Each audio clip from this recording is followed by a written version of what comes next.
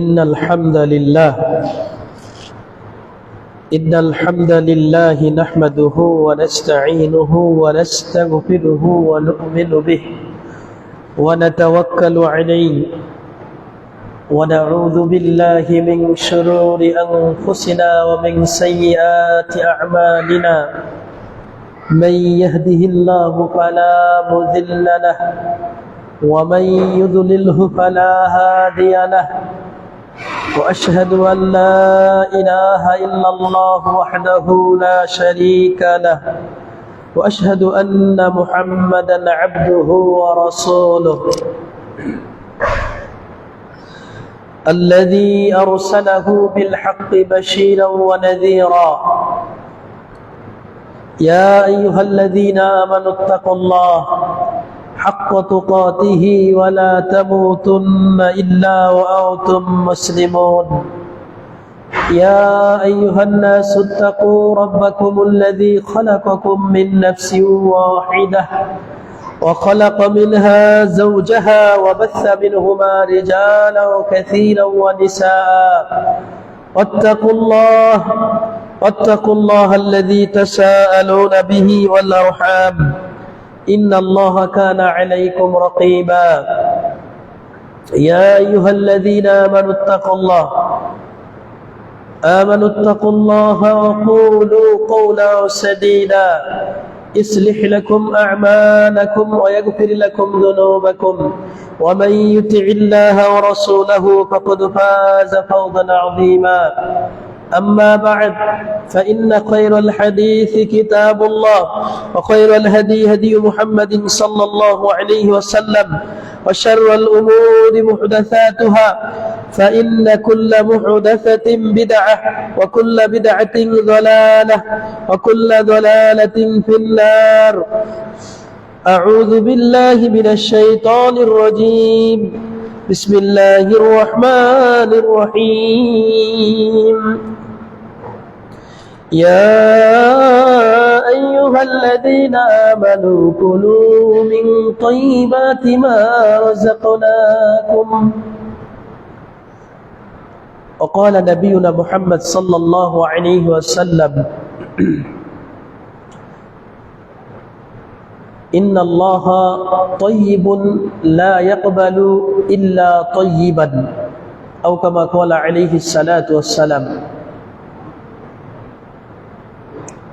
আলহামদুলিল্লাহ আজকে খুতবার শুরুতেই প্রশংসা জ্ঞাপন করছি সে মহান রবের, সে মহান আল্লাহর, যে রব আমাদেরকে এই পৃথিবীতে সৃষ্টি করে আমাদের জীবন বিধান দিয়েছেন, কিভাবে চলতে হবে, কোথায় যেতে হবে, কিভাবে কি করতে হবে। যেই রব আমাদেরকে প্রত্যেকটা জিনিসের দিক নির্দেশনা দিয়ে দিয়েছেন তাহার নবীর মাধ্যমে, সেই রবের প্রশংসা করে বলি আলহামদুলিল্লাহ। দরুদ ও সালাম পেশ করছি প্রিয় রাসূল, শ্রেষ্ঠ রাসূল, নবীদের মধ্যে সর্বশ্রেষ্ঠ নবী, যিনি জীবনে কোনোদিন হারাম যাকে স্পর্শ করে নাই, যার সজ্ঞানে সবুদ্ধিতে কোনোদিন যাকে হারাম স্পর্শ করে নাই, যাকে আল্লাহ রাব্বুল আলামিন বিশেষভাবে হেফাজত করেছিলেন, সেই রাসূল সাল্লাল্লাহু আলাইহি সাল্লামের প্রতি দুরূদ পড়ি, সকলে বলি সাল্লাল্লাহু আলাইহি ওয়াসাল্লাম। উপস্থিত সম্মানিত মুসল্লিয়ানে কেরাম,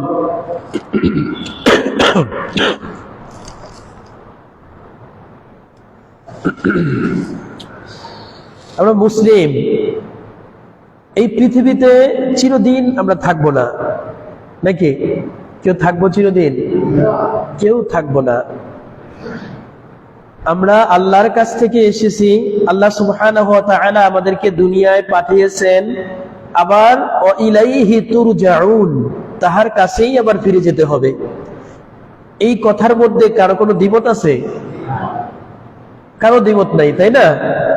যে আল্লাহর কাছ থেকে এসেছি, আবার আল্লাহর কাছেই ফিরে যাব। মাঝখানে 50-60 বছর, 70 বছর, কারো হয়তো বা 1 মিনিট, কারো হয়তো 1 সেকেন্ড, আল্লাহ যার জন্য যতটুকু হায়াত বরাদ্দ রেখেছেন এই সময়টা দুনিয়াতে আমরা ব্যয় করতেছি। এই যে মাঝখানের সময়টুকু, অর্থাৎ এই দুনিয়ার জীবন, এ বিষয়ে নবী করিম সাল্লাল্লাহু আলাইহি ওয়াসাল্লাম বলছেন, আদ-দুনিয়া কুল্লুহা মালউনুন, গোটা দুনিয়াটা হলো অভিশপ্ত। দুনিয়া অভিশাপের জায়গা, এখানে অভিশাপ দেওয়া আছে। অভিশপ্ত মানে কি? অভিশপ্ত মানে তো সেটা পছন্দ করে না জিনিসটা, হ্যাঁ অভিশাপ প্রাপ্ত, এই লোকটা ভালো না, তার মানে এটা কেউ পছন্দ করতেছে না, তাই না? তো আল্লাহ সুবহানাহু ওয়া তাআলা এই অভিশপ্ত জায়গায় আমাদেরকে পাঠিয়ে আমরা বলতে পারি যে আল্লাহ এটা চাচ্ছে যে অভিশপ্ত এই জায়গা থেকে যাচাই বাছাই করে চলে নিজে বেঁচে তুমি ঠিকঠাক মতো আমার কাছে আসতে পারো কিনা, এইটা আল্লাহ চাচ্ছে। আল্লাযী খালাকাল মাউতা ওয়াল হায়াতা লিয়াবলুয়াকুম আইয়ুকুম আহসানু আমালা, তিনি তো সেই রব যিনি তোমাদের হায়াত এবং মউত সৃষ্টি করেছেন যাতে দেখতে চান তোমাদের মধ্যে কে বেশি ভালো আমল করে। তো এই যে অভিশপ্ত জায়গা দুনিয়াটা, এখানে যুদ্ধ জিহাদ করে অনেক কষ্ট ত্যাগ থেকে স্বীকার করে আল্লাহর কাছে একটা ফ্রেশ দিল নিয়ে পৌঁছতে হয়। ভালো মতো পৌঁছতে পারলে জান্নাত, না হলে জাহান্নাম। এখন কথাটা হচ্ছে, এখানে অনেকে বলে যে অনেক ক্ষেত্রে ফেরেশতাদের চাইতে মানুষ শ্রেষ্ঠ। স্বাভাবিকভাবে একটা মানুষকে জিজ্ঞেস করলে বলবে যে ফেরেশতা শ্রেষ্ঠ নাকি মানুষ শ্রেষ্ঠ, এটা প্রশ্ন। আপনি তখন বলবেন স্বাভাবিক জ্ঞান বুদ্ধি অনুযায়ী যে না, ফেরেশতা তো অনেক বড়, ফেরেশতারা এরা সবসময় আল্লাহর ইবাদত করে, আল্লাহর আদেশ নিষেধ মানে, তাদের কোনো পাপ টাপ নাই, এটাই তো আমরা বলি বা এটা উত্তর দিব আমরা। কিন্তু কখনো কখনো এমন হতে পারে মানুষ তার আমলে সালেহ, ঈমান, তাকওয়া এবং ভালো আমল দিয়ে ফেরেশতাদের চাইতেও শ্রেষ্ঠ হতে পারে। কিভাবে? কারণ ফেরেশতাদের এখানে তার কোনো ক্ষুধা নাই, খাওয়ার টেনশন নাই, তার কোনো ফেরেশতাদের কোনো মানে যৌন চাহিদা নাই, নারীদের প্রতি টান এদেরকে আল্লাহ এইভাবে দিয়ে আল্লাহ সৃষ্টি করেন নাই। তো যার ভিতরে এই সমস্ত চিন্তা ভাবনাই নাই, তার তো এই দুনিয়ার এত কিছু দেখে কিছু আসবে না, চিন্তা চেতনা আসবে না। কিন্তু যাহার ভিতরে এই সমস্ত চিন্তা চেতনা আছে, সে এই সমস্ত পরিস্থিতিকে মোকাবেলা বলেন বা এই পরিস্থিতিকে সে ম্যানেজ করে সামনে যদি আগায় যেতে পারে, সে শ্রেষ্ঠ হবে। যার সামনে বিপদ আসেই নাই, সে শ্রেষ্ঠ হবে। তাদের তো এই ধরনের চিন্তাই নাই।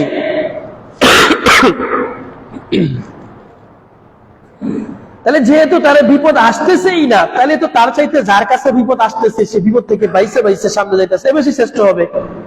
যুদ্ধ করে সামনে গেছে, আর যুদ্ধের ময়দানে যাইতেই হয় নাই।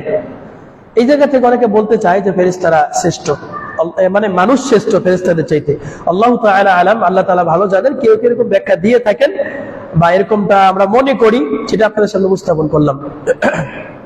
যে কথাটা বলছি, এই গোটা দুনিয়াটাই হচ্ছে কি অভিশপ্ত। এখানে এই জায়গাটা হচ্ছে একটা মুসাফির খানা। এগুলো কমন কথা, নতুন কোনো কথা নয়। এই মুসাফির খানাতে অনেক কিছু দেখবেন। আপনি একজনের বাড়িতে বেড়াইতে গেছেন, 2 দিন 3 দিন থাকবেন, গিয়ে দেখেন ওর বাড়িতে কি কত সুন্দর বড় ফ্রিজ, তারপরে ওই এসি টেসি দিয়ে, যাই হোক দুনিয়াবি যত সাজসজ্জা আছে সুন্দর করে সাজানো আছে।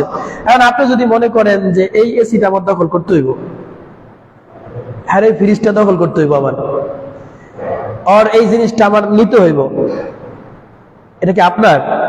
আপনি বেড়াইতে গেছেন না, বেড়াইতে গিয়ে আরেক জায়গাটা আপনার লোভ লাগলো, ওইখানে যেমন আপনার লোভ করাটা অন্যায় হবে, অবিচার হবে, জুলুম হবে, ঠিক একই ভাবে এই দুনিয়াতে এসে আল্লাহ সুবহানাহু ওয়া তাআলা আপনাকে যেভাবে চলতে বলছেন, যতটুকু চাইতে বলছেন, যতটুকু দরকার আছে, এর পরে যখন আপনি যাবেন শরীয়ত ওভারটেক করে, যখন আপনি চাবেন আনলিগেল ভাবে কিছু দখল করতে, আনলিগেল ভাবে চলতে, তখনই আপনার জন্য বিপদ, আপনি জালেম। এর মানে এই নয় যে আপনি দুনিয়ার নিয়ামত চাবেন না, অবশ্যই চাবেন। আল্লাহর কাছে টাকা পয়সা, নাজ নিয়ামত অবশ্যই চাইবেন, দোষের তো কিছু না। কিন্তু এখন যদি একজনটা জোর করে নিয়ে নেবেন নাকি আপনি, এটা তো হয় না। তো সম্মানিত উপস্থিতি, আমি এই আগের কথা এবং পরের কথা মিলিয়ে এটা বলতে চাচ্ছি, দুনিয়াটা হচ্ছে একটা অভিশপ্ত জায়গা। এখানে আপনাকে ভালো কিছু নিয়ে আল্লাহর সামনে উপস্থিত হতে হবে, না হলে আপনি ক্ষতিগ্রস্ত হয়ে যাবেন। তো এই ভালো কিছু যে নিবেন, নেওয়ার অন্যতম একটা দিক হচ্ছে হালাল খাদ্য গ্রহণ করতে হবে। এটা জানি, তাই না? মানে আপনাকে ফ্রেশ থাকা লাগবে, হালাল জিনিস আপনাকে গ্রহণ করতে হবে। আল্লাহ নবী বলছেন, যেই শরীর, যেই রক্ত মাংস হারাম দিয়ে তৈরি হয়েছে, এই রক্ত মাংস, এই শরীর জান্নাতে যাবে না। কথা বুঝতে পারছেন? যেই শরীর, যেই রক্ত মাংস হারাম দিয়ে গঠিত হয়েছে, এই রক্ত মাংস, এই শরীর জান্নাতে যাবে না। এটা কার কথা? কার কথা? মুহাম্মদ সাল্লাল্লাহু আলাইহি সাল্লামের কথা, যে হারামের জিনিস দিয়ে তৈরি হয়ে এটা কি হবে না। আচ্ছা, অত দূর যাওয়া লাগে কেন? আপনি কিন্তু সহজ একটা বুঝাই। কোরআন হাদিসের তো কথাগুলো স্পষ্ট। একটা লোক মসজিদে ঢুকতেছে, ঢুকার সময় ওর মনে করেন পায়ে একটু ময়লা লেগে রয়েছে। ময়লা বলতে আপনার মলমূত্র লেগে রয়েছে, হ্যাঁ কি মসজিদে ঢুকতে দিবেন? বলেন, আর মসজিদে ঢুকতে দিবেন? দিব না তো। এই তোমার পায়ে ময়লা, পাও ধুয়ে আসো, এটা বলবো না? মসজিদ নোংরা হয়ে যাবে নাকি? বলবেন কিনা? ঠিক একই ভাবে যে আল্লাহর কাছে ইবাদত করবেন, যে আল্লাহর কাছে আমল পৌঁছাবেন, সেই আল্লাহর কাছে আপনি হারাম খেয়ে ইবাদত কবুল করাবেন, এটা ভাবেন কিভাবে? একটা মানুষ হয়ে যদি একটা মানুষকে নোংরা থাকার কারণে মসজিদে প্রবেশ করতে না দেন, তাহলে একই মানুষ আপনি কিভাবে চিন্তা করেন এটা যে আল্লাহ সুবহানাহু ওয়া তাআলা আপনার নোংরা জিনিসগুলো কবুল করবেন? আমার কথা কি বুঝতেছেন? আমি এইটা বুঝাতে চাচ্ছি, আমি আমল অল্প করি, কিন্তু সেটার ভিতরে ফ্রেশনেস থাকা লাগবে, ক্লিয়ারিটি থাকা লাগবে, কোনো ভেজাল নাই। সম্মানিত দ্বীনী ভাই সকল, রাসূল মুহাম্মদ সাল্লাল্লাহু আলাইহি ওয়াসাল্লাম বলেন, ইন্নাল্লাহা তাইয়িবুন, নিশ্চয়ই আল্লাহ সুবহানাহু ওয়া তাআলা তিনি হচ্ছেন পবিত্র। আল্লাহ পবিত্র মানে এর বিভিন্ন ব্যাখ্যা হবে। আল্লাহ পবিত্র মানে তার কোনো শরীক নাই। আল্লাহ পবিত্র মানে তার আরেকটা শরীক আছে, এটা প্রথমে বিশ্বাস করতে হবে যে শরীক নাই। এটা হলো প্রথম ব্যাখ্যা, আল্লাহর কোনো শরীক নাই, তিনি একক, দ্বিতীয় আর আল্লাহ হতে পারে না। তারপরে আল্লাহ পবিত্র মানে আল্লাহ সুবহানাহু ওয়া তাআলার যেরকমটা তাহার ক্ষেত্রে প্রযোজ্য, তিনি সেভাবেই পবিত্র। কতটুক কেমনে কি ওইটা আমরা বিস্তারিত জানি না। মুহাম্মদ সাল্লাল্লাহু আলাইহি সাল্লাম আমাদের যতটুক জানাইছেন অতটুকুই বলতে পারি, বেশি বলতে পারি না। আল্লাহ বলছেন আমি দেখি। এখন তিনি কেমনে দেখেন? ডানে দেখেন না বামে দেখেন? বড় বড় চোখ করে দেখেন না ছোট করে চোখ করে দেখেন? এই সমস্ত কথা বলা যাবে না। এগুলা নবী আমাদের বলে নাই, আল্লাহ বলে নাই, এগুলা ব্যাখ্যার দিকে যাওয়া যাবে না। আল্লাহ দেখেন, আল্লাহ শোনেন। আচ্ছা, তো রব্বুল আলামিন তিনি পবিত্র। পবিত্র বলতে আমরা সাধারণত যদি মানুষের ক্ষেত্রে বলতে চাই, তাহলে আমাদের উচিত যে আত্মার দিক দিয়ে পবিত্র এবং শারীরিক ভাবেও পবিত্র। মসজিদে আসছেন না, ওযু করে আসছেন আমরা, তাহলে এটা পবিত্রতা, এটা হলো শারীরিক একটা পবিত্রতা। কিন্তু মসজিদে আসছেন একটা সিগারেট খেয়ে, আত্মার পবিত্রতা হলো না। বোঝা গেছে? এটা আপনার ইমানের গ্যাপ, ইমানের কমতি। পবিত্র বলতে সার্বিক দিকগুলো গ্যাপ পূরণ করতে হবে। যাই হোক, সম্মানিত উপস্থিতি, যে কথাটা বলতেছি, আল্লাহ সুবহানাহু ওয়া তাআলা তিনি পবিত্র। লা ইয়াকবালু ইল্লা তাইয়িবান, তিনি অপবিত্র জিনিস গ্রহণ করেন না। সেটা যে ক্ষেত্রে হোক, আপনার ইমানের ক্ষেত্রে হোক, আপনার তাওহীদের ক্ষেত্রে হোক, হ্যাঁ, আপনার আমলের ক্ষেত্রে হোক, যে কোনো ক্ষেত্রে আল্লাহ বলছেন অপবিত্র জিনিস আমি কবুল, কথাকার, অপবিত্র জিনিস আমি কবুল করি না। আচ্ছা, এবার তাহলে আপনি এটা মিলান। মনে করেন একটা মানুষ হারাম ইনকাম করে, হারাম ইনকাম করার পর সেই ইনকামটা দিয়ে ভালো কোনো কাজ করতেছে, তাহলে কি হবে? সেই ভালো কাজটা কি আল্লাহর কাছে গৃহীত হবে? আমার কথা কঠিন লাগে?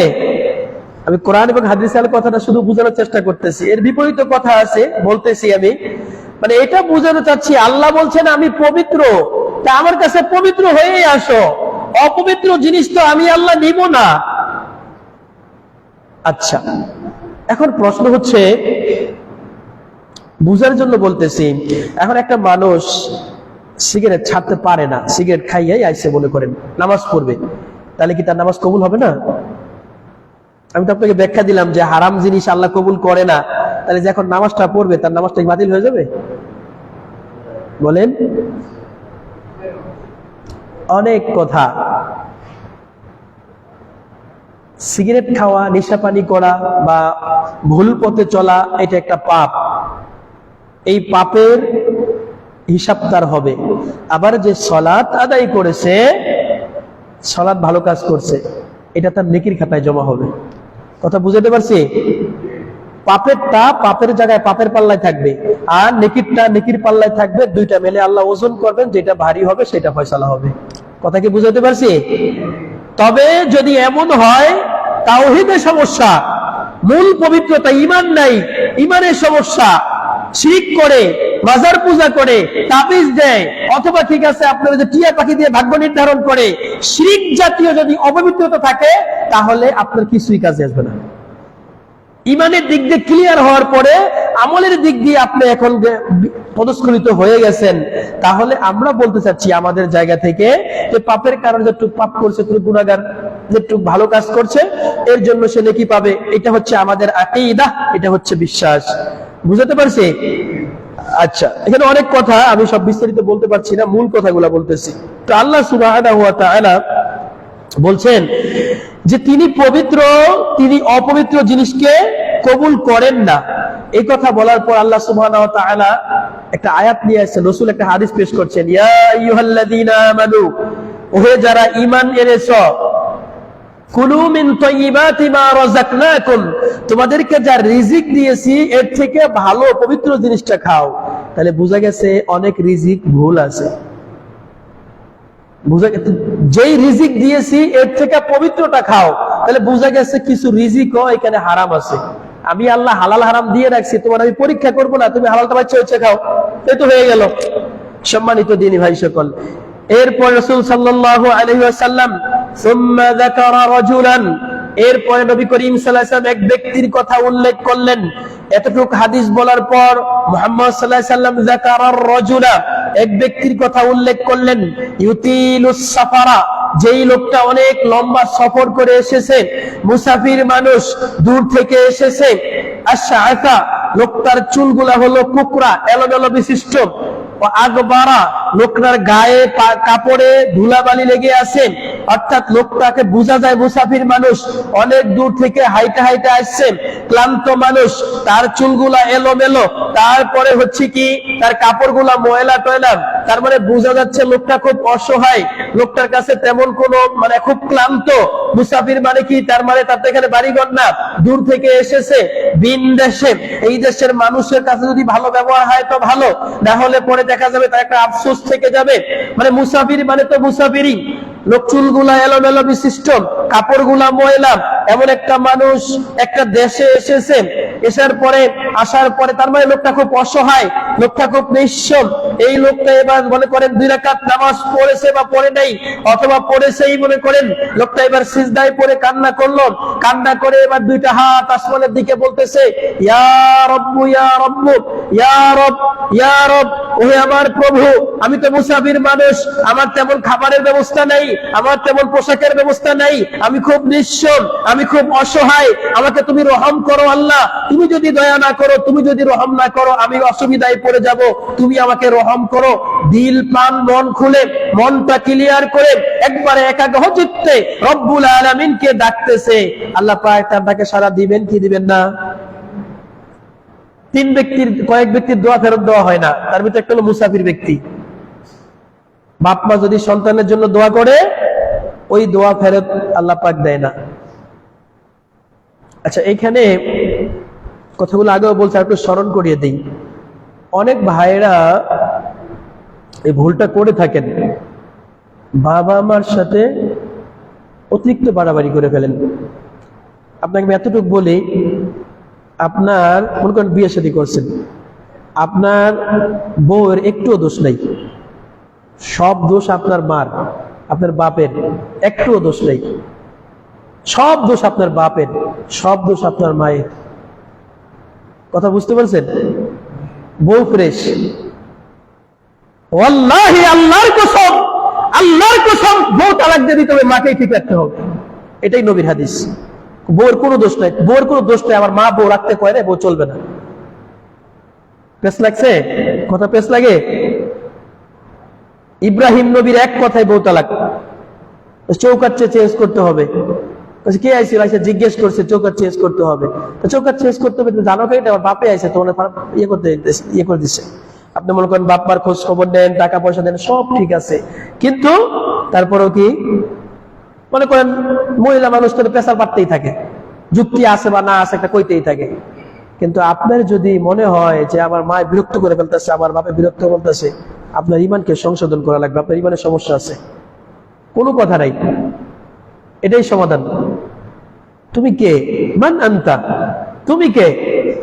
তুমি তোমার বাপের বা মায়ের এক ফোঁটা বীর্য মাত্র, আর কিছুই না। তুমি কই থেকে আসছো? তুমি কোন থেকে কোন বেডিরে নিয়ে আইছো? নিয়ে আইসো এখন বাপ্পার সাথে বেয়াদবি করো। তোমার ইমান সংশোধন করা দরকার। কোনো কথা নাই যে আমার বউ তো জুলুম হয়ে যাবে, আমার বউ তো কোনো অন্যায় করে নাই। তুমি সর্বাত্মক চেষ্টা করবা সমন্বয় করার জন্য, বোঝানোর জন্য। যদি না পারো, দিন শেষে বউ বাতিল, মারে নিয়ে থাকতে হবে। ওই যে আমার পোলাপান আছে কই যাবে? আল্লাহ তোমার বিধান দিচ্ছে, তোমার এত টেনশন কেন? তোমার ইমানে সমস্যা আছে। তোমার বউ, আমি যদি এখন বউ তালাক দিয়ে দেওয়ার, পোলাপান কই যাবে, কি করবে, কি আসে বিষয়, এটা প্রশ্ন আসে কিনা? এটা অসামাজিক হয়ে যায়, অমানবিক হয়ে যায়, তাই না? কোনো কথা চলবে না। দিন শেষে যদি সমন্বয় না করতে পারো, বউরে কইবে যে বোন তোমার লাগে তো অনেকদিন সংসার করছি, আমি তো পারতাছি না, তোমার একটা ভালো জায়গায় বিয়ে দিয়ে দিই, তুমি সংসার করে খাওয়া। কিছু করতে হবে না। এটার নাম বাপ মা। আপনি হাদিস বুঝেন নাই মনে হয়, এটার নাম বাপ মা। কোনো কথা চলবে না। বাপ মা যদি একটু খালি চোখের পানি জুড়ায় আপনার কারণে, আপনার জীবনের সমস্যা থাকবেই থাকবে, থাকতে হবে। নবীর হাদিস মিথ্যা হয়ে যাবে। আমার কথাগুলো কঠিন লাগে? কথায় কথা আইসা গেল বাপ্পার কথাটা। বাপ্পা যদি আপনার যদি কখনো যদি অভিশাপ দেয়, আপনার জীবন সুন্দর হবে না, সমস্যা তৈরি হবে। আরেকটা হচ্ছে কি, রোজাদার মানুষ যদি আল্লাহকে কাছে চায়, তাহলে আল্লাহ পাক ফেরত দেয় না, রোজা রেখে যদি চায়। আরেকটা হচ্ছে মুসাফির। তো ওই লোকটার কথা বলতেছিলাম, লোকটা সফরে যায়া তারপরে কি করতেছে, আপনার এই চাইতেছে এরকম কান্নাকাটি করে, এই যে এত সুন্দর করে কাকতি মিনতি করে আল্লাহর কাছে চাইতেছে। আপনার কাছে কেমন লাগবে? আপনার যদি একটা মানুষ মনে করেন আপনার শত্রু, পাও ধরে বলতে আছে, যদিও পাও ধরে আমরা জায়েজ করি না, এটা শরীয়তের অন্য বিধান, কিন্তু হাত পা ধরে, ভাই অনেক সমস্যায় আছি ভাই, দেশ না ইয়া দিয়ে ৫,০০০ টাকা দিয়ে আমি একটু বিপদে উদ্ধার হই, তোরে দিয়ে দিব। মানে আপনার অনেক লাখ লাখ টাকা আছে, কিন্তু বন্ধু বান্ধব একটু বাটপার কিসেমের, কিন্তু এমন ভাবে ধরছে, কান্নাকাটি করতেছে, তখন আপনি দেখা যায় একটা পর্যায়ে যায় মায়া লেগে যাবে, তাই না? তো মানুষের যদি এমন অবস্থা হয়, তাহলে আল্লাহর কাছে যখন আপনি চাইবেন, তাহলে আল্লাহ কত দয়া মায়া লাগবে, আল্লাহ কত ইয়ে করবে। অথচ আল্লাহ পাক বলছেন আমার কাছে 100 ভাগ দয়া আছে, রহমত আছে, তার ভিতরে 99 ভাগ আমার কাছে রেখে দিছি, 1 ভাগ রেখে দিছি। 1 ভাগের কারণে যদি মানুষ আপনার কাছে হাত পাও দিয়ে কিছু বলে, তাহলে আপনার মায়া লাগে। তাহলে আল্লাহর কাছে যখন কান্নাকাটি করবেন, আল্লাহর মায়া লাগবে কিনা? অবশ্যই লাগবে। আচ্ছা, এখন বিষয়টা হচ্ছে, এই লোকটা যে অসহায় নিঃস্ব মানুষ আল্লাহর কাছে চাইতেছে, আল্লাহ রাব্বুল আলামিনের কাছে, আল্লাহর নবী বলতেছেন, এই যে লোকটা আল্লাহর কাছে চাচ্ছে, এমন সময় ওয়া মাতআমুহু হারামুন, যেই খাবার খেয়ে কান্নাকাটি করতেছে, এই খাবারটা হারাম। ওয়া মালবাসুহু হারামুন, এই যে কান্নাকাটি করতেছে তার গায়ের পোশাকটা হারাম। ওয়া মাশরাবুহু হারামুন, সে যে সকালে পানি খেয়ে এসেছে, পানিটা হারাম। ওয়া গুযিয়া বিল হারামি, এবং তার রক্ত মাংস গঠিত হয়েছে হারাম দিয়ে, আর সে ঈর্ষ অবস্থায় আল্লাহর কাছে কান্নাকাটি করতেছে। আল্লাহর নবী বলছেন, ফাআন্না ইস্তাজাবু লাহ, এত নিঃস্ব, এত অসহায়, তোমাদের মায়া লেগে যায়, তোমাদের কষ্ট লাগে, এত নিঃস্ব মানুষ, অথচ তার সব কিছু হারাম দিয়ে গঠিত। ফাআন্না ইস্তাজাবু লাহ, এই লোকের দোয়া কেমন করে সাড়া দেওয়া যেতে পারে? কথা কি বুঝতে পারছেন? এত অসহায় আপনার, মনে করেন যে মানুষকে যদি বুঝাই, সে আমার সাথে কান্নাকাটি করতেছে, কিন্তু সে আমার নামে মামলা করছে, মনে করেন যে আপনার ছেলে মেয়ে মাইনা লাইছে বা এমন এমন অপরাধ করছে, তারপরে কিন্তু দেখবেন আপনি স্বাভাবিকভাবে অত সামনে যেতে পারবে না, রিকোয়েস্ট করবে কি মানুষের ক্ষেত্রে। তাহলে আল্লাহ বলছেন যে আমি তো, তুমি এত নিঃস্ব অসহায় অবস্থায় আছো, তাহলে বোঝা গেছে তোমার, মানে এখানে বুঝাইলাম হারাম দিয়ে ইবাদত কবুল হওয়ার বিষয়টা। এটা আমি বলতেছি না যে হারামের উপর অবিচল থাকুন, আল্লাহর কাছে ইবাদত গুলা গ্রান্টেড করার জন্য হালাল খাদ্য ভক্ষণ করতে হবে। কথা কি বুঝতে পারছেন? আচ্ছা, মনে করেন অনেক সময় আমরা ভালো কাজ করি, এই দান খয়রাত করি অথবা যে কোনো একটা ভালো কাজ সংসারে খরচ করি, টাকা পয়সার ভিতরে একটু ঝামেলা আছে ইনকামের মধ্যে, তাহলে এখন কি হবে এটার, বা এটার বিধান কি? উত্তর হচ্ছে, যদি কখনো এরকম হয় আপনি এই হালালের ভিতরে কিছু হারামের ভিতরে কিছু হালাল টাকা আছে কিনা, সবই তো আর হারাম না, হয়তো বা কিছু মিলে সিলে তো আছে নাকি। এখন এখানে কয়েকটা উত্তর, তার ভিতরে একটা হচ্ছে আপনি সচেতন মুসলিম হিসাবে দূরে থাকেন, ভুল হয়ে গেছে সংশোধন হন। আমরা বলতে চাচ্ছি হারাম খাওয়া কবিরা গুনাহ, এটা একটা গুনাহ, কিন্তু এর কারণে এখনকার আমার নামাজটা কবুল হবে না, এটা আমরা বলি না। বুঝতে পারছেন? আমি যে নামাজটা পড়ছি, হাদিসটা ঠিক আছে ওইখানে যে কেমনে কবুল হবে, এটা হচ্ছে হারাম থেকে বিরত থাকার জন্য আল্লাহ পাক ইঙ্গিত দিচ্ছেন। হারাম খাইও না, কিন্তু সুদ খাইয়েই ফেলছো, ঘুষ খাইয়েই ফেলছো, আমি আল্লাহ এতটুকু বলতেছি কবিরা গুনাহ করছো, ইবাদত কবুল করব, তুমি ফিরে আসো, তওবা করো, আগে টুক বাদ দাও, বাদ দিয়ে সামনে ভালো করে চলো। বুঝতে পারছেন? আমার কথাই কঠিন লাগে, তবে হ্যাঁ, হারাম জিনিসটা তো আল্লাহ পাক নিবেন না, আল্লাহ পাক কবুল করবেন না, কিন্তু এটা হলো তাহযীরান, বান্দাদেরকে আল্লাহ পাক সতর্ক করেছেন, সাবধান হও। এতটুকু আমরা বলছি, আমাদের আকীদা বিশ্বাস হচ্ছে কেউ যদি হারাম খাদ্য খেয়েও ইবাদত করে, ইবাদতের নেকি হবে, হারামের গুনাহ হবে। কথা কি বুঝতে পারছেন? পেশ লাগে কথা? যদি এইটাই যদি চিন্তা না করেন, আপনি এবার জীবনের শুরু থেকে অনেক কিছু মিলান, কে আছে এখানে ফ্রেশ? কেউ না কেউ কোনো না কোনো দিক দিয়ে হারামে লিপ্ত আছে। কেউ মিথ্যা কথা কইছে, মিথ্যা কথা কি হারাম না হালাল? হারাম কিনা? মিথ্যা কথা বলা হারাম না? মিথ্যা কথা বলা যেই পাপ, হারাম খাওয়া একই পাপ। আমাদের দৃষ্টিভঙ্গিতে সমস্যা। হ্যাঁ সুদ খায়, হ্যাঁ সুদখোর, হ্যাঁ ঘুষখোর, আর হে যে আরেকজনের জমি দখল করছে, এই যে মিথ্যা কথা বলে, ওটা দেখে না, আরেকজনটা পড়ে, নিজেরটা পড়ে না, এটা সমস্যা।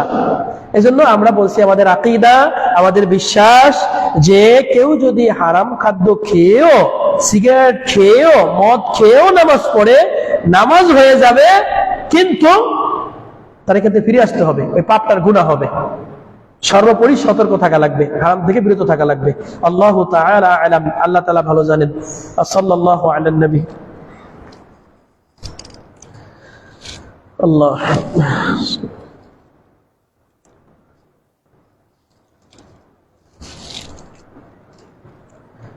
ইন্নাল হামদালিল্লাহ ওয়াসসালাতু ওয়াসসালামু আলা রাসূলিল্লাহ, আম্মা বা'দ। সম্মানিত উপস্থিত মুসল্লিয়ানে কেরাম, গতকাল কারা জিতেছিল খেলাতে? বাংলাদেশ না পাকিস্তান? হ্যাঁ হুজুর আপনিই কোন, আমি তো এত খোঁজ খবর রাখি না। আজকে একটা ছাত্র, মানে আমি যেখানে যাই ছাত্ররা দু একজন আসে আমার সাথে, আজকে একটা ছাত্র আসার কথা, বাসা পাশেই মাদ্রাসার, তা এখন মন খারাপ। তো যাই হোক, অন্য ছাত্রের কাছে খবর পাইছি, কয় যে তুমি না সব জায়গায় যাও আমার সাথে। এখন পরে আরেকজন কথা সোচতে, যে গতকালকে হারছে না, হ্যাঁ লাগে আর মনটা খারাপ, যাইবো না আপনার সাথে। আমার না কয়ে বাড়ি চলে গেছে, বুঝছেন? অনেক সিস্টেমে কইছে আমারে, ডাইরেক্ট কয় নাই। আরেকজন কইতেছে আর মনটা খারাপ, ভাইরা গেছে, বাড়ি চলে গেছে। তাহলে বুঝেন, পোলাপান্ডে পড়াইতেছি, সপ্তমে বা অষ্টমে পড়ে, আর মন খারাপ, কে হাইরা গেছে, এলে বাড়ি চলে গেছে। অথচ আমার বাবা বলে দিচ্ছে, ওস্তাদ জি আপনি যেখানে যাবেন আমার পড়ার লগে লয়ে যান, তাহলে ওরা শিখবো না, আপনি কি করেন দেখবো না, কেমনে বক্তৃতা টক্তৃতা হয়। তা আসে বিভিন্ন জায়গায় যায়, বাইর দিয়েছে গা, ওর বাপে ফোন দিল তখন রাস্তাতে। যাই হোক, এই কথাটা আমার বলার উদ্দেশ্য হচ্ছে, আমি পড়াই, আমার ছাত্রর এই অবস্থা, তাহলে আপনাদের কি অবস্থা? আপনাদের কি অবস্থা? এর আগে ওই যে কি জানি 2 দিন আগে মনে হয় দেখছিলাম ফেসবুকে যে কেউ একটা লেখছে আর কি যে ইন্ডিয়ার বিরুদ্ধে হারছে আমার সমস্যা নাই, রাজাকারদের বিরুদ্ধে জিততে হইবে। এটা লিখছে একজন ফেসবুকে। কে লিখতে পারে বুঝেন নাই? ওই যে ফেরাউন আবু জাহেলা ল দিয়ে কিছু একটা বানাইছে, ফেসবুক যারা গাড়ে হারা বুঝতে পারবো। হতে ফেরাউন যত কি কোয়েশ্চেন একটা দিছে না, এগুলো আমি কইতে চাই না, এগুলা বিষয়ে মানুষ ফেসবুকে বানাইছে এটি, যদিও এগুলো আপত্তিকর কথা, এসব কথা বলতে হবে না, কোন মুসলমানকে গালি দিতে হয় না, খারাপ কথা।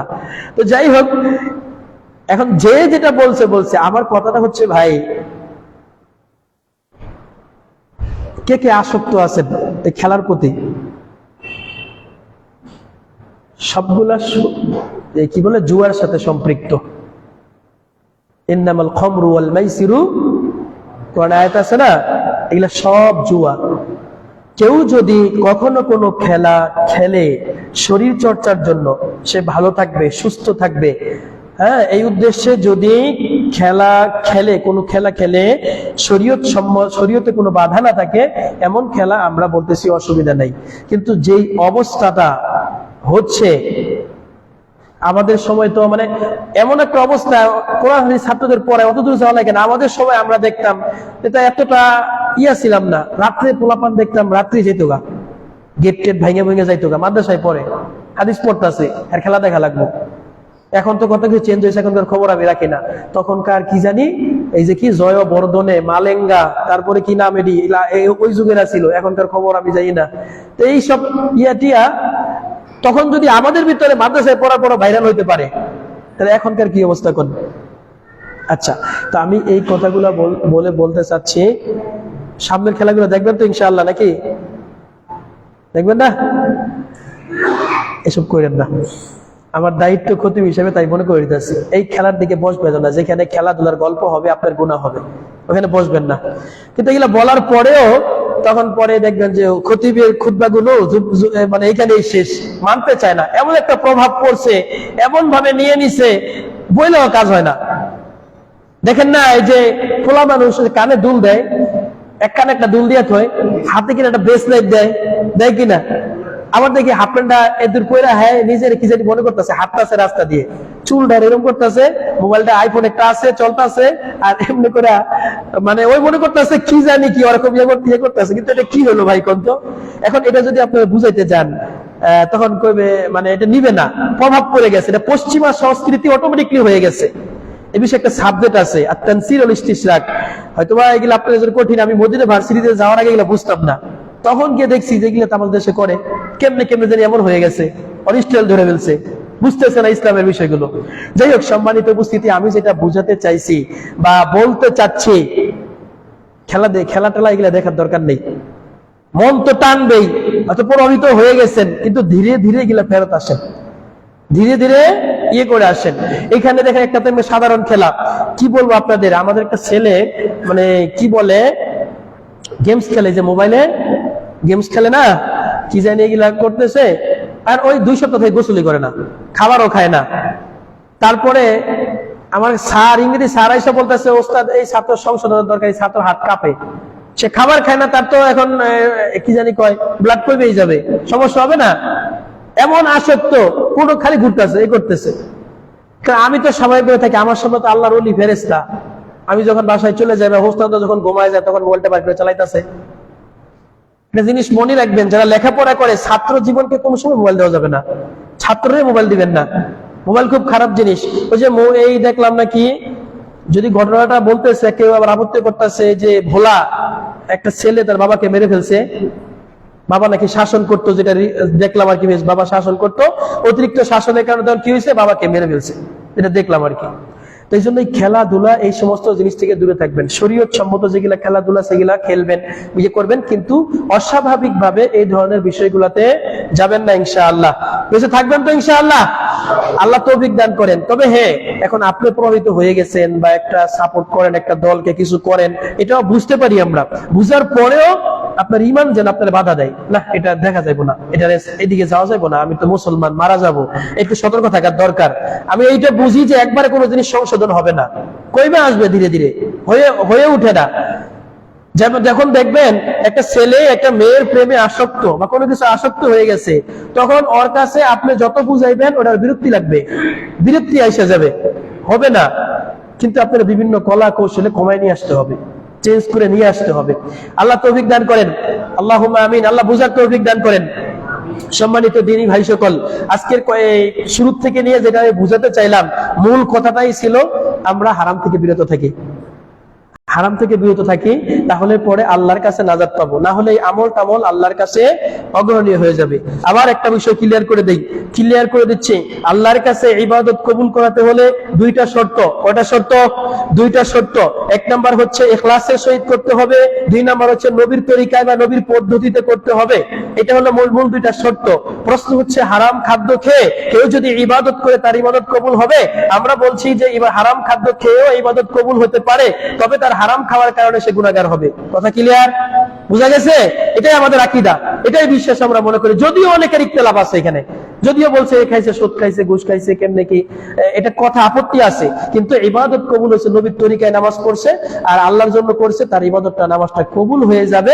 সে সুদ ঘুষ খেয়ে গুনাহ করছে, আল্লাহ পাক তার জন্য আল্লাহ শাস্তি দিবে। বুঝতে পারছেন তো? আচ্ছা, কেউ যদি মনে করে যে এই তুই সুদ খাইলি কেন, ঘুষ খাইলি কেন, তুই জোর একটা জিনিস জোর করে মানে এটা করলি কেন, অতিরিক্ত বাড়াবাড়ি করে, এই লোকটা খারেজি। কি বললাম?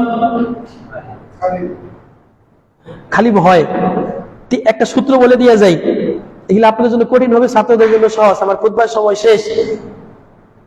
যে ব্যক্তি কেবলমাত্র আল্লাহর ভয় নিয়ে ইবাদত করে, মান আবাদাল্লাহ, যে ব্যক্তি আল্লাহর ইবাদত করে বিল খাউফে, খালি ভয়, হায় হায় আমার কি হবে রে, আমি এত পাপ করছি, আল্লাহ না জানি আমার না সারে, খালি কপাল চাপড়ার, খালি আফসোস আর আফসোস, কি জানি কি হবে, আমার নাজাত নাই, এই লোকটা খারেজি, মুসলিম না। মুসলিম না বলতে খারেজি অনেক সময় মুসলমানের একটা ক্যাটাগরিতে পড়তে পারে। আরেকটা লোক মান আবাদাল্লাহ বিররাজাই, খালি আশা আকাঙ্ক্ষা নিয়ে ইবাদত করে, ধর্মীয় কোনো ব্যাপার, তোর মিয়া এর ব্যাপার না, জান চালায় দেন, জান্নাতে কি যাবো, কালেমা পড়ছি না যাবো বা ঠেলাদা, হ্যাঁ কোনো ভয় নাই, খালি আশা পাউনে একটা হইব না মিয়া, দূর এত কিছু চিন্তা করে লাভ আছে মিয়া, দুনিয়াতে একটা হইবই না, অতিরিক্ত আশা করে। ফাইন্নাহু মুরজিউন, এই লোকটা মুরজিআ, এটাও চলবে না, এটা ইসলামের বাহিরে। বেশি ভয়ও করা যাবে না, বেশি আবার গা ছাড়া দিয়ে আশাও করা যাবে না। আরেকটা কি, মানে আবাদাল্লাহ বিল হুব্বে, মহব্বত নিয়ে ভালোবাসা ইবাদত করে, ভাল লাগে, খালি মহব্বত, খালি মহব্বত। ওই যে কয়দিন আগে না কি দেখলাম ফেসবুকে, মিলাদুন নবী করেন কে, কয়টা কোনো দলিলের ব্যাপার না, আমার মহব্বত ভাল লাগে এই জন্য করি। ভাল লাগলে করা যাবে? আরেকজনের বউ আপনি ভাল লাগলে হইব কোন কে যে কি জানি নাম, সম্মানিত আমাদের খতিব সাহেব নাকি বক্তা সাহেব, তাহেরি সাহেব নাকি বলছে যেটা মহব্বতে করি, মিলাদুন নবীটা মহব্বতে করি, মহব্বতের জন্য দলিল লাগে। মহব্বত করা ইবাদত কিনা? ভালোবাসা ইবাদত না? তো ইবাদতের দলিল লাগবে না? তা আপনার ভালো লাগলেই হবে। তখন আরেকবার দেখছি এটা ভিডিওটা আবার একসাথে করে ওই আবার ভিডিও দিছে যে আমি তাহেরি সাহেবকে বলতে চাই যে ঠিক আছে মহব্বত ইবাদত করেন, তা আমি আপনার বউর একটু মহব্বত করি, একদিন লাগাবে ছুঁয়ে যান।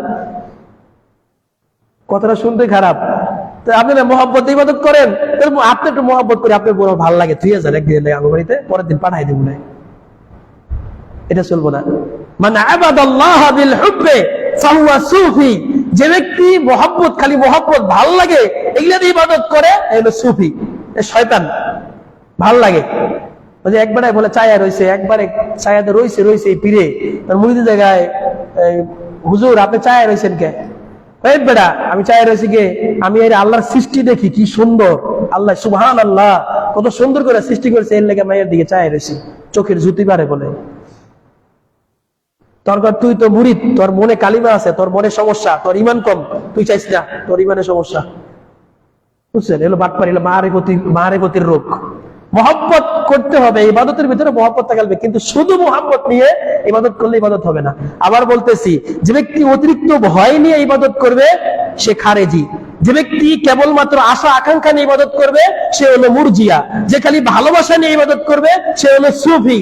আর আমরা বলতেছি ইবাদতের রুকন হলো তিনটা, পাপ আছে এই জন্য আল্লাহরে ভয় করি, আবার কিছু ভালো কাজ আছে এই জন্য জান্নাতের আশা করি, আবার আল্লাহ এবং রাসূলের প্রতি টান আছে, মহব্বত করি। তিনটার সমন্বয়ে ইবাদত হয়, একটা দিয়ে ইবাদত হয় না। আমি কথা বুঝাতে পারছি? আপনার পাপের কারণে ভয় থাকা লাগবে, জীবনে অনেক গুনাহগাতা করছি, আল্লাহ তুমি তো দেখছো, মাফ করে দিও। আবার জীবনে ভালো কাজ করেছে, টুকিটাকি কিছু আমল করছি, আল্লাহ তোমার কাছে আশা আছে, আমার মাফ করে দিও।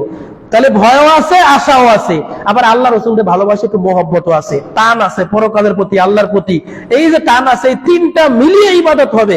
একটা যদি ছুটে যায়, ওটা ইবাদত হবে না, ওটা শয়তানি। কথা কি বুঝাতে পারছি?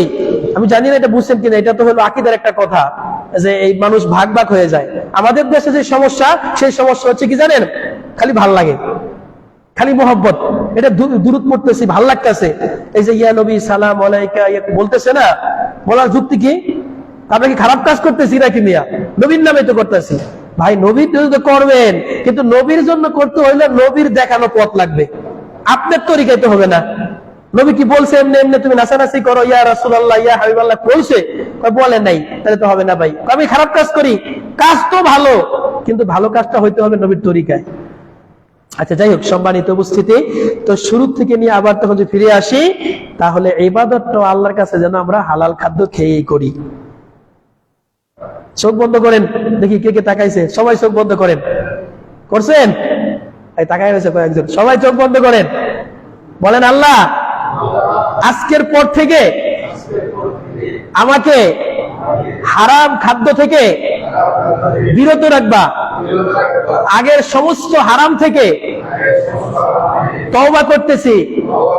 আল্লাহ আমাদের দোয়া তুমি কবুল করো, আল্লাহ তুমি আমাদের কবুল করো।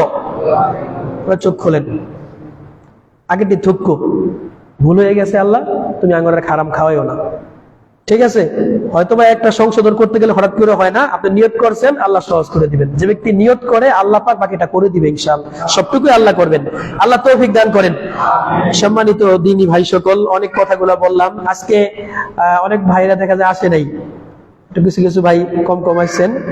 যারাই আসছি, আল্লাহ রাব্বুল আলামিন আমাদেরকে দ্বীনের উপর থেকে, দুনিয়া থেকে বিদায় নেওয়ার তৌফিক দান করেন। আল্লাহ সুবহানাহু ওয়া তাআলা আমাদেরকে ঈমানের উপর থেকে, দুনিয়া থেকে বিদায় নেওয়ার তৌফিক দান করেন। আমাদের মধ্যে অনেক ভাই অসুস্থ আছেন, আল্লাহ সুবহানাহু ওয়া তাআলা আমাদের অসুস্থ ভাইদেরকে সুস্থ করে দেন।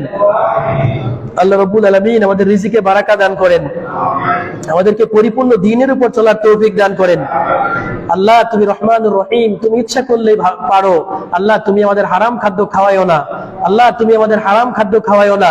এই দুনিয়া থেকে তুমি হালালের উপর, হালাল খাদ্যকে বিদায় নেওয়ার তৌফিক দান করিও। দুনিয়াতে কষ্ট হবে ভাই, হালাল পথে চলতে হলে কষ্ট হবে, কিন্তু ভেঙে পড়া যাবে না। মুমিন কোনোদিন ভেঙে পড়তে পারে না, অনেক কষ্ট হবে। কত কষ্ট হবে ভাবতেও পারবেন না। কখনো এমন হবে যে বালিশের মধ্যে শুয়ে শুয়ে কান্না করতেছেন, কাউকে কিছু বলতে পারেন না, একা একাই কান্না করতে হচ্ছে। আল্লাহ বলছেন তোমার এই চোখের ফোঁটা, এই চোখের পানি হতে পারে তোমার জান্নাতে যাওয়ার কারণ। তুমি ইচ্ছা করলেই তো পারতা যে একটা ভুল পথে চলতা, ভুল কাজ করতা, কিন্তু না, এটা করা যাবে না। আল্লাহ আমাকে ধরবে, আল্লাহর কাছে ফিরে যাব। এই যে অনুভূতিটুকু, আল্লাহর কসম জেনে রাখেন, আপনার এই অনুভূতিটুকু হতে পারে আপনার এই চোখের ফোঁটা জান্নাতে যাওয়ার কারণ। সুতরাং দুনিয়াতে কষ্ট হবেই, এখানে সুখের জায়গা না। মুমিনের জন্য জেলখানা, এটা কষ্ট করা লাগবে। সব যদি নিজের মতো হয়, তাহলে তো এটা হইলো না, এটা জান্নাত হয়ে যাবে। তাহলে মনে যা চাই তাই হয়ে গেল, জান্নাত হয়ে গেল। তো কষ্ট তো করতে হবে নাকি? মনে করেন খুতবার সময় তো 5 মিনিট বেশি হয়ে গেছে, আমি তো দেশে পড়ালেখা করে, সৌদিতে পড়ালেখা করছি, মদিনাতে পড়ালেখা করছি, চলতেছি। তাই বলে কি আমাদের সমস্যা নাই, অসুবিধা নাই? কত অসুবিধা, কত সমস্যা। দেখেন আজকে যখন খুতবা দিব, খুতবার আগে পর্যন্ত আমি ইমাম সাহেবকে বলতেছিলাম, মনে হচ্ছে খুতবাটা কঠিন হয়ে যাবে। 3 দিন থেকে ঠান্ডা, মাথা পুরো ভারী হয়ে গেছে, খুতবা দিতে পারবো না মনে হয়। ইমাম সাহেবকে এতটুকু বলে রাখছি যে খুতবার মাঝখানে সমস্যা হয়ে যায়, আপনি একটু কিন্তু উপরে দাঁড়াইতে হবে, এরকমও বলছি। তাইলে আপনারা তো আলেম মানুষ, লেখাপড়া করছেন, তা আপনাদের অসুখ হয় কে? এটা কথা হবে? কষ্ট করতে হবে। দুনিয়া মুমিনের জন্য জেলখানা, সবকিছু মন মতো হয় না। আপনি ইচ্ছা করলে কি এখন মদ খাইতে পারেন, মদ তো ভালো লাগবে আপনার কাছে, কথা কথা, কিন্তু না, আমি তো মরে যাবো, খাওয়া যাবে না, একটু কষ্ট করা লাগবে। যাই হোক দিনী ভাই, আমি শুধু আপনাদেরকে আল্লাহর রাস্তায় ওসিয়ত করতে পারি, আমার পড়ালেখার যেটা করছি জানাইতে পারি। মানার বিষয় আপনাদের, আপনি হয়তো আল্লাহর কাছে গিয়ে এটা বলতে পারবেন না, আল্লাহ আমি এটা জানতাম না, অন্তত পক্ষে আমার এই কথাগুলো আপনার বিপক্ষে দাঁড়াবে। সুতরাং সাবধান হন, সতর্ক থাকেন। আল্লাহ সুবহানাহু ওয়া তাআলা আমাদের ঈমানের উপর, ঈমান নিয়ে বেঁচে থাকার তৌফিক দান করেন, দুনিয়াতে ঈমানের উপর থাকার তৌফিক দান করেন। عباد الله رحمكم الله إن الله يأمر بالعدل والإحسان وإيتاء ذي القربى وينهى عن الفحشاء والمنكر والبغي يعظكم لعلكم تذكرون واذكروا الله يذكركم وادعوه يستجب لكم سبحانك اللهم وبحمدك أشهد أن لا إله إلا أنت أستغفرك وأتوب إليك قوموا لصلاة الجمعة أيها المسلمون وبارك الله فيكم.